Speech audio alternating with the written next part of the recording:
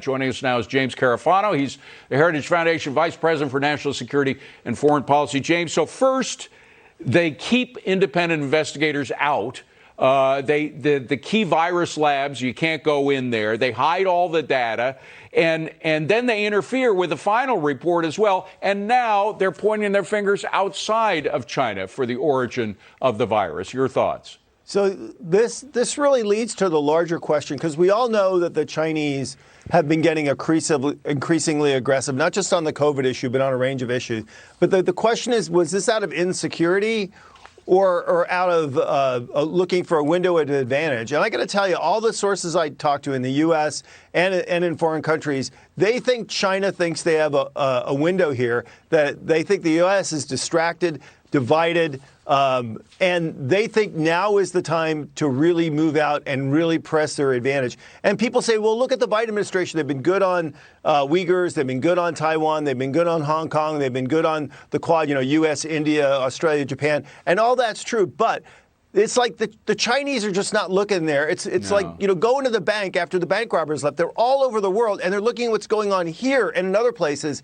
And they sense an America that's not on its A game. Look, that's not a partisan comment. I just think that's the reality of the last few months. They do real politics, what we used to call real politic, which is just based on cold calculations and nothing more. And their cold calculations are that the U.S. is so obsessed with its own position in the world right now and politically correct concerns in the military and so forth, that now is the time for them to play real hardball. And the question is, can we play back? Can we play that game with this administration? Well, I think that is really the open question. So look at their strategy or their mantra. It's compete where we must and cooperate where we can. Well, what's wrong with that?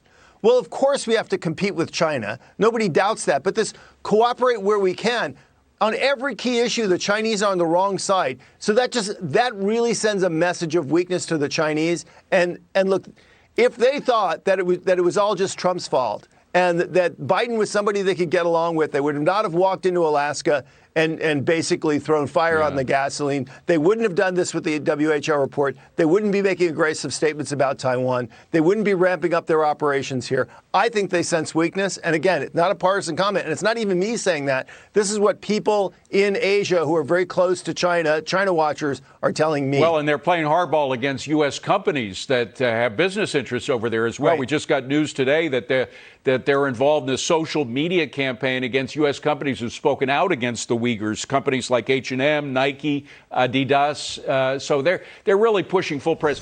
But China is not the only problem we have. And in fact, China has just made a deal with Iran, just as Iran is working to ramp up its mischief in Iraq. Now, we remember back in January 2020, that hit against Soleimani in Iraq. He was the Iranian general, the spy chief from Iran, who was in Iraq to work with the militias there. There's the guy, Soleimani. We took him out in January 2020. At first, it was a very controversial move, and then everybody realized it was good for the world to be rid of this guy. But now they're ramping up again, these Shia militias in Iraq. Is that a problem for us? Well, this is where I think really the Chinese are showing weakness by essentially acting aggressive. A lot of things the Chinese do are just for show. Nothing really follows from that. If they're going to sink billions of dollars into Iran, they're just idiots. That's a terrible place to invest.